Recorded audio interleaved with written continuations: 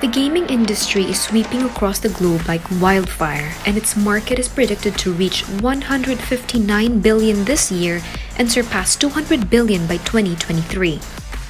While it is true that there is an increasing female presence in the industry as suggested by recent statistics, the fact remains that it is quite different in the professional e-leagues. Female pro players make up for less than 27% in major esports titles. There is a clear lack of female presence in the professional scene of the gaming industry. The lack of female representation and voice in esports perpetuate the cycle of a toxic culture and gender inequality in the industry.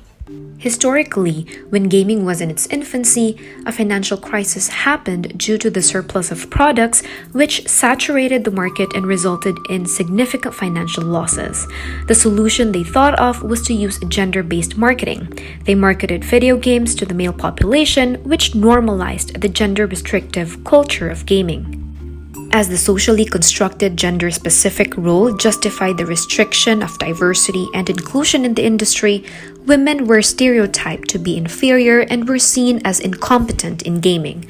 This resulted to less participation in the industry and poor gaming performance. The men are a big responsibility because we were the first visually on the gaming. Because of the stereotypes, women were subjected to constant and widespread discrimination, abuse, and harassment.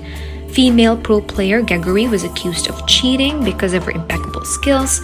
Anita Sarkeesian faced constant death threats and a bomb threat because she advocates for women inclusion in the industry. Rape threats and verbal abuses were everywhere in different gaming platforms.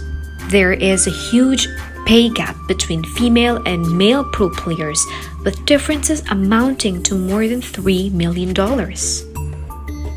The issues further discouraged women to play and enter the professional space. Some players eventually leave the industry or remain playing in the amateur levels, with some hiding their gender to avoid the abuse. And all of these lead back to the lack of female presence in esports. Without female representation competing at the professional level, there would be no role models to counter the stereotypes. This will then feed into the cycle all over again. More girls that come out and showcase their talent and put on a good show, a good, respectful show, it'll just help everybody. It'll help out all the other women in the world in gaming too.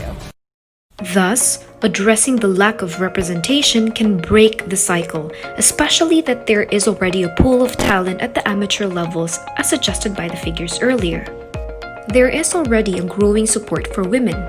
Different non-profit organizations and industry corporations have campaigns and initiatives that push for women inclusion in esports. They aim to provide support and opportunities to existing women in gaming and those aspiring to be in the professional scene. We have to sustain the momentum through constant industry-wide dialogues. We have to diversify the products that target different demographics, and we have to amplify the voice of existing female pro players through different media channels to break the cycle and change the toxic culture within the gaming industry. Communication has been in the center of it all. From the persuasive communication that used gender-based marketing, which started the stereotypes, the gaming and communication platforms that fostered abusive language and perpetuated the stereotypes, the missing communication opportunities because of the lack of female voices and role models to counter the stereotypes and change the narrative, to the different communication campaigns and initiatives that aim to change the language in esports and gaming. It is important to have female representation because inclusion, acceptance, and presence in esports is a woman's fundamental right. Diversity enables the industry to expand beyond its current capacity, and it can serve as a standard for other sports and other aspects of society that should not discriminate against the biological fabric of people. Providing women opportunities to try sports they might never have tried before, we can see you can actually affect tremendous change in the space of a lifetime.